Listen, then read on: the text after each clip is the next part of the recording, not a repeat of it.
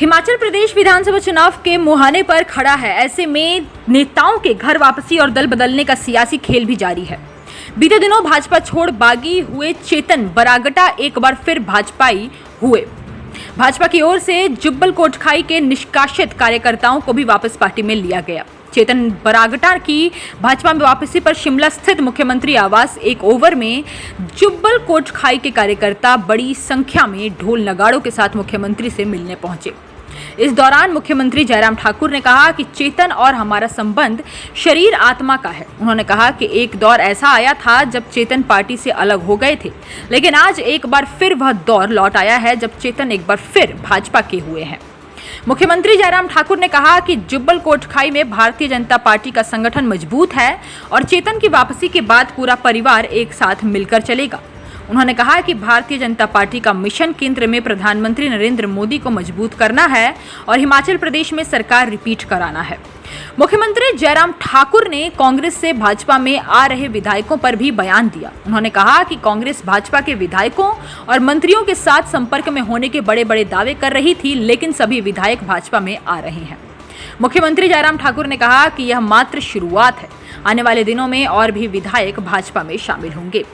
वहीं बागी होकर वापस भाजपा में वापसी करने वाले हैं चेतन बरागटा ने पार्टी में वापस आने पर शेष नेतृत्व के साथ सभी नेताओं का आभार व्यक्त किया। उन्होंने कहा कि पार्टी की जीत सुनिश्चित करने के लिए सभी लोग एक साथ मिलकर चलेंगे।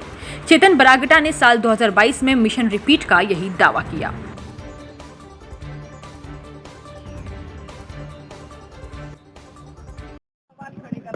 और कांग्रेस की राष्ट्रीय प्रवक्ता अलका लांबा ने कहा है कि सरकार चहेतों को रेवड़ियां बांटने का काम कर रही है। देखिए, कांग्रेस से नहीं पूछना हमने कि क्या करना है, वो अपना मार्गदर्शन अपने पास रखे, लेकिन इतना मैं जरूर कहना चाहता हूं कि बहुत जल्दी ये प्रक्रिया पूरी होगी। बड़े-बड़े नेता आपके ऊपर आरोप लगा रहे थे कि भाजपा के जो नेता है वो कांग्रेस में शामिल होंगे, पर आप देखा जा रहा है कि एक्सपोज हो गया आम आदमी पार्टी की बात है। कांग्रेस पहले से एक्सपोज है और आम आदमी पार्टी अब हो रही है।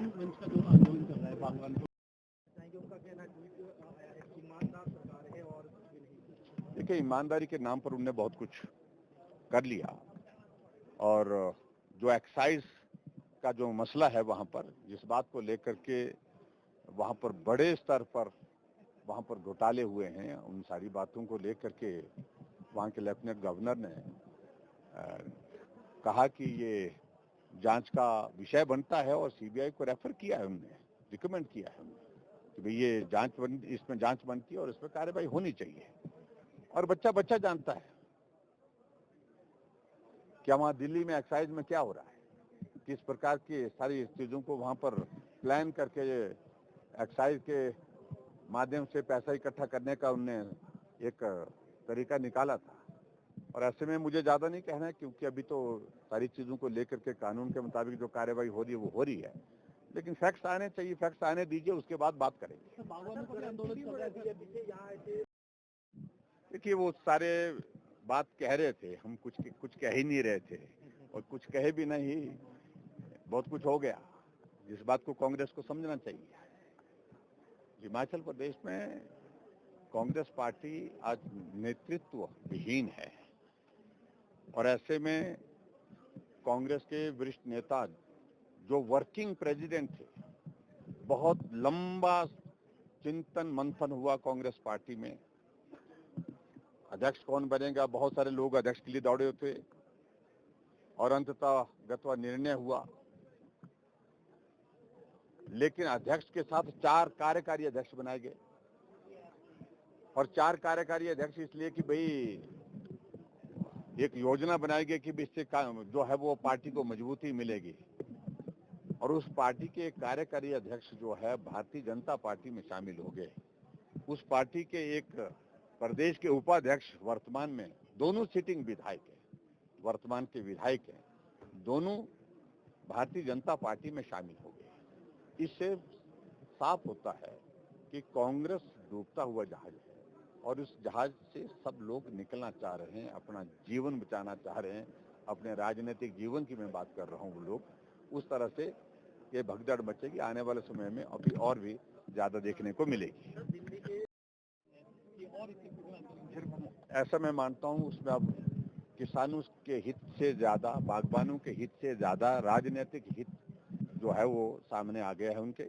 मैं आग्रह करूंगा उनसे कि जो जेन्युइन इश्यूज है उन पर हमारी चर्चा हुई है, बातचीत हुई है, उसके समाधान करने के लिए कुछ कदम हमने उठा लिए हैं, कुछ कदम उठाने के, लेकिन कम से कम बागबानों और किसानों को गुमराह करने की कोशिश मत करो, इसमें राजनीति लाने की कोशिश मत करें। एमपीएस वाले को 7वां दिन है आज उनकी करने की हड़ताल पर, वो कह रहे हैं और चेतन बरागटा आपके पास आ भी चुके हैं और अब पार्टी को मजबूती किस तरह से मिलेगी?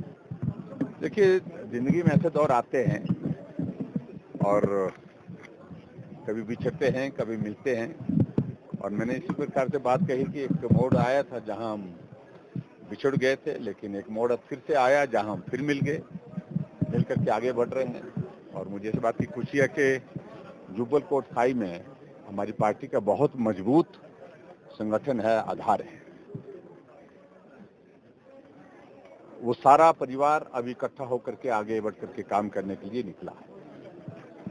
चेतन बरागटा जी की भारतीय जनता पार्टी में वापसी होने के साथ वहां पर पार्टी को मजबूती मिली है, और उनके साथ साथ में जितने भी जो लोग वहां पर पार्टी से जुड़े थे उनकी विधिवत पार्टी में वापसी इस बात का संदेश है कि हम सब इकट्ठा हैं, वैचारिक दृष्टि से इकट्ठा हैं। हम पार्टी के लिए इकट्ठा होकर के काम पहले भी किए हैं।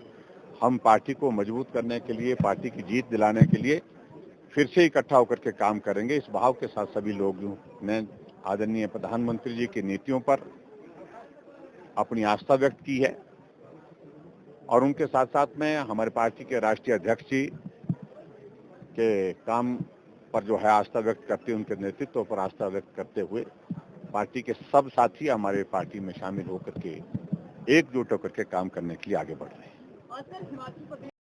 ये आपसे मांग करें, चलो, उनकी मांग है, उस पर विचार कर रहे हैं। आउटसोर्स वाले राहत मांग रहे हैं, पॉलिसी कब तक मान लिया जाए पॉलिसी? ठीक है, चलो ठीक है, उनकी भी बात हमारे पास आई है। थैंक हिमाचल प्लस न्यूज के लिए शिमला से पुष्पेंद्र चौधरी की रिपोर्ट।